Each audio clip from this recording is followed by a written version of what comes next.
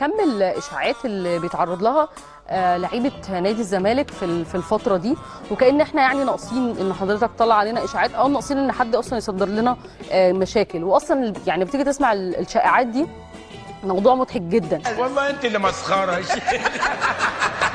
مره يقول لك والله اصل عبد الله السعيد هربان من الزمالك ومش عايز يلعب.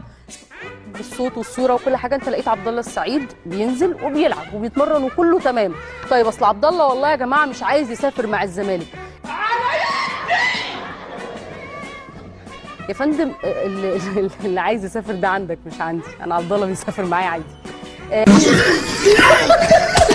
عبد الله معاه على فكره رقمين واتساب، ومعاه كمان انستجرام وبيرد عليهم.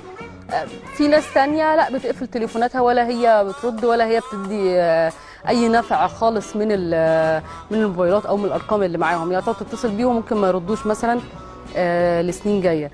كدبه هتاكلي بالسبسب واحط وشك في النار. وعندنا برضو على فكره مبدا حلو جدا ان احنا عندنا اللي بيغلط بيتحاسب، يعني احنا ما بنعاقبش لاعب وبعدين مثلا نروح نديله اذن يروح يصور برنامج مقالب علشان نرجع له فلوس الغرامه او اكتر كمان من فلوس الغرامه. احنا ما بنعملش الكلام ده كله. حثالة المقتنع وطفلة الحشرة. مرة تانية برضو من ضمن الشائعات اللي انتوا بتطلعوا علينا وتحاولوا تربطوا الزمالك بأي مشكلات أخرى في أندية أخرى. مرة يقول لك أصل بزيرة مش مصاب وبزيرة عنده عين سمكة في رجله، وهو كان موجود في الاستاد وقدام كل الصحفيين. بعد عنك يا اختي لانها اول حلقه ورمت. وصلنا لفين دلوقتي؟ وصلنا لشيكوبانزا، انه شيكوبانزا عامل خناقه وعامل مشاكل في الفريق. يا دي الفضيحه ام جنادل، يا دي الدلسه ام حناجل.